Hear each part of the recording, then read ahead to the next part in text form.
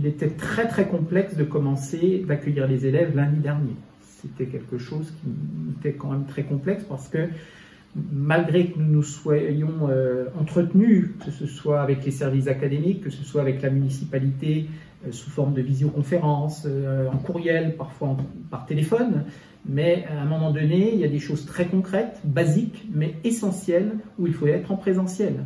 Le traçage des circuits pour les élèves,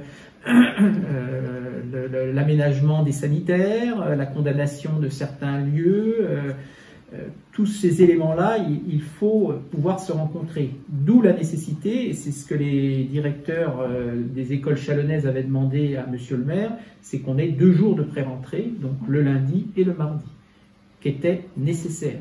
Ça a été accepté, sans problème, et je pense que c'était une bonne chose. Ça nous a permis d'avoir lundi et mardi, et pour la plupart d'entre nous, le mercredi également, pour peaufiner les derniers aménagements. Dès l'annonce de la reprise de la classe à partir du lundi 11 mai, j'ai eu un certain nombre de contacts avec les familles qui étaient pour la plupart d'entre elles interrogatives.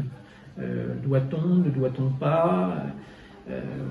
Donc mes réponses ont été souvent celles-là, c'est-à-dire qu'il fallait que les familles se positionnent en termes de est-ce qu'au niveau de leur travail, ça ne posait pas de gros soucis, et il s'agissait aussi que chaque famille puisse se positionner et ne soit pas pénalisée, entre guillemets, bien évidemment, pour des raisons économiques, d'emploi.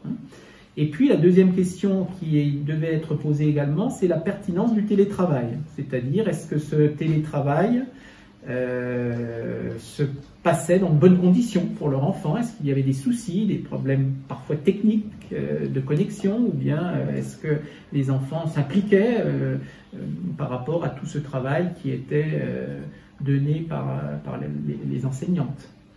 Voilà, et je crois que c'était ces 2 réponses-là qui étaient déterminantes sur le choix, finalement, de la reprise immédiate ou plutôt différée. Il faut rester prudent, hein, c'est-à-dire c'est positif, voilà, moi j'ai pas dans un premier temps à chaud, on va attendre aussi que la journée se passe, on va peut-être aussi attendre demain, hein, et donc je pense qu'on attendra vendredi soir pour faire déjà un premier bilan, hein. Mais voilà, il faut faire aussi attention effectivement à l'évolution dans les jours et dans les semaines qui vont venir. Parce que là, il y aura des paramètres, notamment en termes de quantité d'élèves, hein, qui peuvent se poser et auxquels il va falloir de nouveau réfléchir, de nouveau construire et faire évoluer les situations.